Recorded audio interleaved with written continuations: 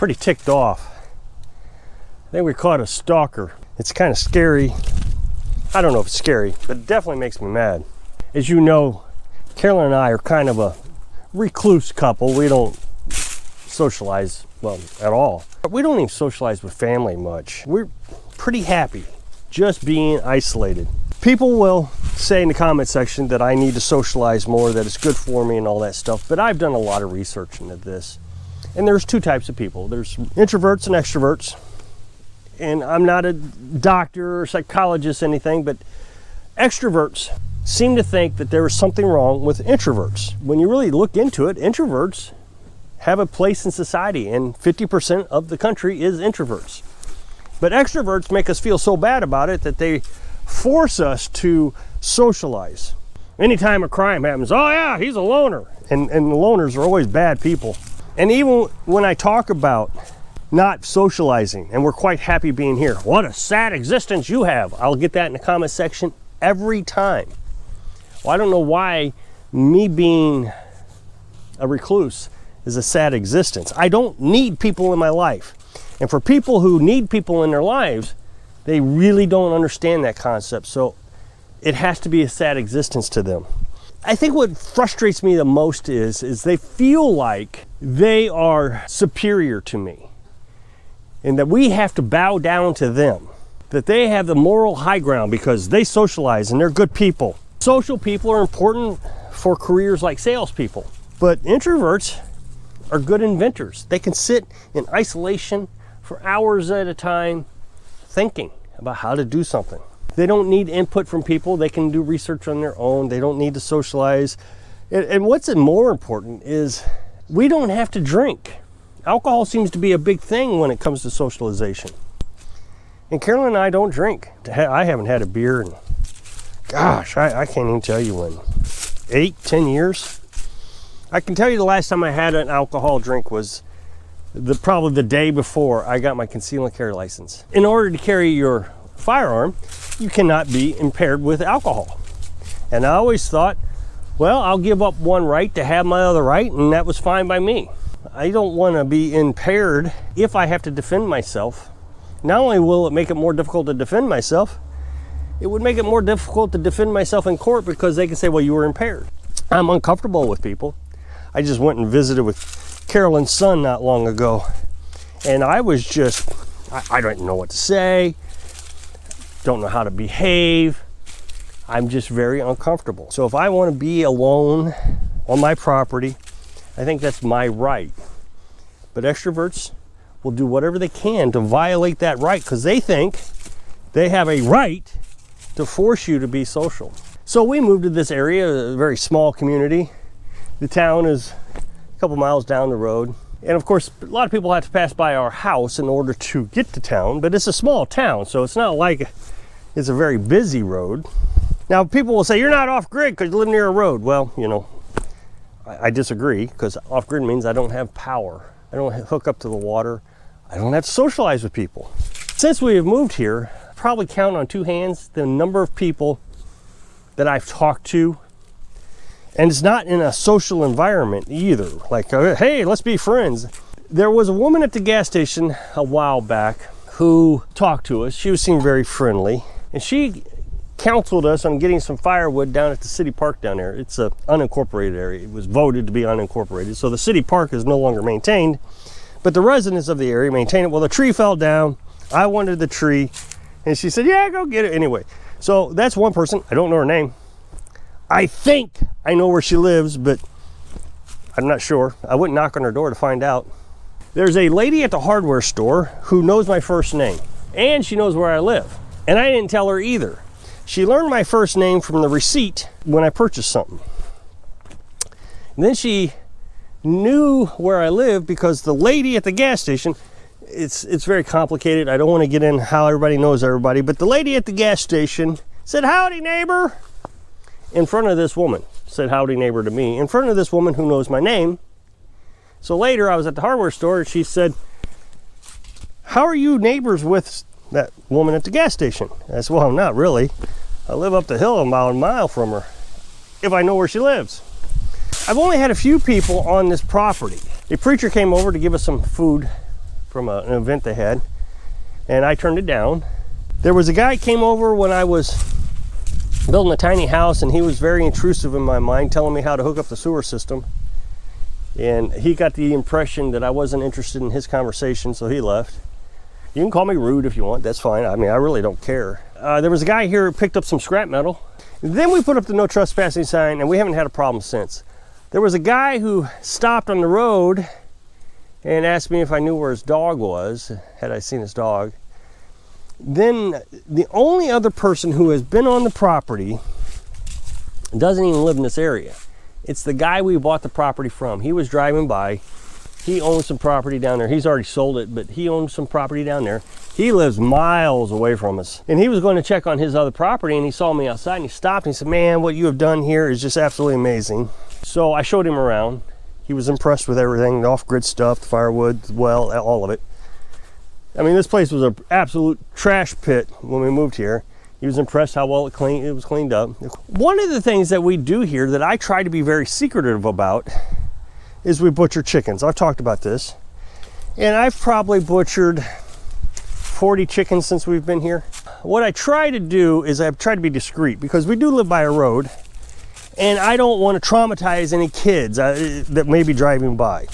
And I also don't want to traumatize the other chickens, so I come up here in between the two wood piles. So I have like a little cavern here. And of course, the back wall there was a little higher back then. And then I have my butcher block here. Got 2 screws. You can see the feathers on it. I don't think this is going to be violating YouTube's terms, but got my 2 screws here. You put the chicken head in there. Nobody can see what I'm doing back here. So then I come over here and I skin it up and clean it up on top of this well house roof. And I cleaned it up with bleach really good. That was one of the reasons I built it so low, because it makes a good little table that's washable. I can wash this. Carolyn likes the idea of how I've designed this. That way I don't have to have a big area just for chickens. Multi-purpose, and it works out really good. Again, I tried not to traumatize the kids, so I try to be discreet and hide back here behind the wood pile. I don't think many people can see me. Now, the chickens are down here behind the trees. In the wintertime, you can see the white tarp from the road, but you really can't tell what it is. Now, people are gonna say, well, you got neighbors. Down here, I've never met since they moved in. The old man that used to live there, he was pretty friendly, but he was never home. He'd come home and he'd be home for a week or two, and then he'd leave again and be gone for a month. So I don't even know what his deal was. We live in an area that is known for its civil liberties. Leave me alone. It can be a pretty rough area. They made a TV show on Netflix about this area. I think everybody is aware that we don't mess with the neighbors. So Carolyn is a member of a Facebook group for this area. There's the cat. She's trying to see what I'm doing. She never gets off the back porch unless I'm making noise and she can hear me, and then she'll come off the back porch and check on me. Hard telling what she's doing. But one of the things she is very concerned about is me leaving her. I've showed you in the past that I'll be out in the woods and she'll come down in the woods and make me follow her home. I really like that cat. One of the better cats I've ever owned, and she was just a stray. She has learned how to knock on the door herself when she's outside and wants to come in. I don't know how she learned that. And next month we're gonna go and get her fixed so she can't have babies. So as I was saying, Carolyn's a member of this Facebook group for the town, well, the area, but the town down there. And she keeps an eye on things. So like when the chickens were killed by that dog, she got on a Facebook group for the next several weeks. Other people were losing chickens. Another thing that was nice about it is there was a bear in the area, about 3 miles down the road, and pictures were being taken of this bear. So we were able to put heightened security and make sure the chickens were safe with the bear. So last night, Carolyn was on the Facebook group. She checks it once a week or so. She read this post that somebody had a bunch of chickens that she needed butchered, but she was wanting to hire someone to do it. Well, Carolyn being who she is, she likes reading all the comments. And one person said, that guy who lives, and he named the specific location. I'm not gonna say what he said because I don't want people on YouTube trying to find me. Butchers chickens. You should check with him.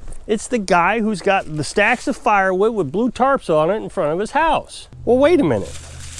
How is it that you even know that I butcher chickens? I've done it twice. Well, when I say twice, it's more like 10 days. The first year I did butchering every other day for 5 days. And then I did that same exact process the next year. So it's a very short time frame, and I only do it for about an hour. I butcher 4 chickens, I think, 3 or 4 chickens, whatever it is. Because we don't have a lot of storage area, and you gotta let the chickens rest for 24 hours. So we put them in the refrigerator. We have a little small dorm-sized refrigerator. We put them in the refrigerator, let them rest for well, I guess 12 hours. I said 24, but let them rest overnight. And then the next day we would can it. Then the day after that, we'd do it all over again. Butcher 4 more chickens, let them rest. So it's a very short time frame in which anybody could have seen me butchering chickens. Now, as I described, I try to be very discreet about it because I don't want anybody to know. So the question is, how does this guy know that we butcher chickens? Somebody's going to say YouTube. And I thought about that. My guess, if it was a YouTube thing, that I would be, I don't want to say celebrity, but I don't have a better word. I would be a bigger celebrity in the area than I am. I think people would be bothering me all the time. The entire time I've been here, I've had one person stop and say, I've seen you from YouTube. I don't think that guy was from this area. I think he drove out here to find us. It's very disturbing because being on YouTube, we have tried very hard. We've not been successful, but we try very hard not to give out our location. We try to keep our security the best we can. And here we are being advertised on Facebook without our permission. Some guy has decided that we butcher chickens and that somebody needs to come and check with us. I think it would have been more appropriate, especially if it was YouTube, that somebody leave a comment in the comment section or send me an email saying, hey, do you butcher chickens for other people? Then we could have said, no, of course not. But I don't understand why anybody would just assume that we want to butcher other people's chickens, why they're bothering me, why they're keeping such a close eye on me, that they know we butcher chickens. Heck, I am surprised that anybody but our neighbor knows we have chickens. I think this is the problem with society. Is society's decided who has the moral superiority. And if we don't comply with the people who believe they are morally superior, then we're the bad people. If I were to go and tell that guy, even on Facebook, why are you bothering me? Why are you telling people to do this? I would be the one punished. Society has gotten very bullyish. And this is another example. He has no consideration for my feelings that I have a no trespassing sign. Leave me alone. I didn't ask for this, but society just doesn't care anymore. So if you click this up next box, it'll take you to a video where I was talking about that disaster with the railroads. So I hope I can inspire you to be polite to people so you can live your dreams. Thanks for watching.